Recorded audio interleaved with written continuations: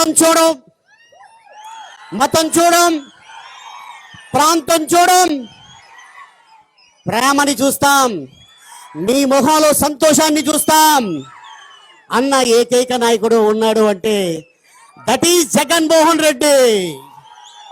జగన్మోహన్ రెడ్డి గారు why not 175?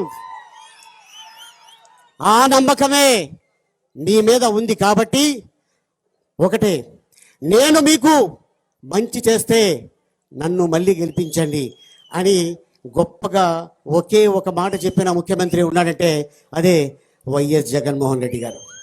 ఎందుకంటే అవన్నీ మీ అందరికీ చెందుతున్నాయి కాబట్టి ఆ నమ్మకంతో ఆయన మిమ్మల్ని అడిగాడు. సో తప్పకుండా రానున్న రోజుల్లో అద్భుతమైన మెజార్టీతోటి అన్నని అసెంబ్లీ పంపించాలా. అలాగే వై నాట్ 175 అనేది మనం గిఫ్ట్గా మన జగన్మోహన్ రెడ్డి గారికి ఆ 175 మన తరఫున, అన్నా నువ్వు మా కోసం ఇంత చేసావు, నీ కోసం ఇదిగో మేము చేసాం అని చేస్తే మన రాష్ట్రం సస్యశ్యామలంగా ఉంటుంది, అద్భుతంగా ఉంటుంది. రానున్న రోజుల్లో రాబోయే తరానికి మన జగన్మోహన్ రెడ్డి గారు ఒక గొప్ప నాయకుడు అవుతాడు. ఓకే, నేను దయాగుణం ఉంది, భగవంతుడు ఇచ్చాడు కాబట్టి నాకు రాజకీయం తోడైతే కొద్దిగా 10 మందికి నేను సహాయపడగలను అనే ఉద్దేశంతో రాజకీయాల్లోకి వచ్చాను తప్ప రాజకీయాలు చేయాలని రాజకీయాల్లోకి రాలేదు.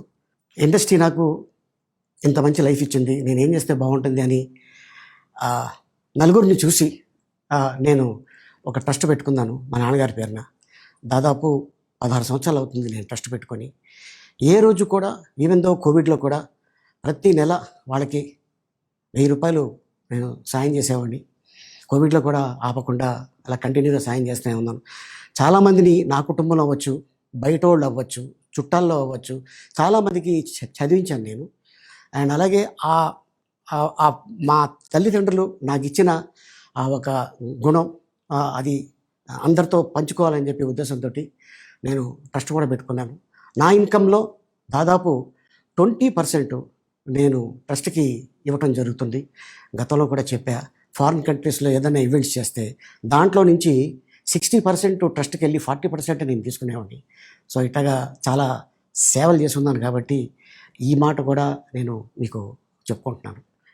అండ్ అలాగే నేను వ్యక్తిగతంగా ఎవరి మీద ఏ పార్టీలో ఉన్నా కూడా నేను నా పార్టీ గురించి నేను పొగుడుతాను, అక్కడ ఉన్న వ్యక్తి ఎమ్మెల్యే క్యాండిడేట్ గురించి నేను పొగుడుతాను, నా నాయకుడిని నేను పొగుడుతాను తప్ప ఎప్పుడు ఎవరిని కూడా ఒక మాట అంటాం కానీ వాళ్ళ లైఫ్ గురించి కానీ వాళ్ళ పర్సనల్ లైఫ్ గురించి కానీ ఎప్పుడు కూడా ఏ వేదిక మీద కూడా మీరు వెతికినా కూడా దొరకదు.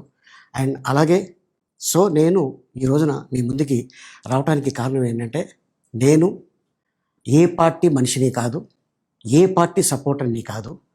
ఐఎమ్ జస్ట్ కామన్ మ్యాన్గానే ఉండి ఇక నా సినిమాలు నా షూటింగ్లు నేను చేసుకుందాం అని చెప్పేసి అనుకుంటున్నాను. That's it. ఈ మాట చెప్పడానికే నేను మీ ముందుకు వచ్చాను. సో నేను ప్రతి 5 సంవత్సరాలకు ఒకసారి ఎలక్షన్లో మీరు వెళ్ళి ఎలా ఓటేస్తారో నేను కూడా ఒక కామన్ మ్యాన్గా వెళ్ళి ఓటేసేస్తాను.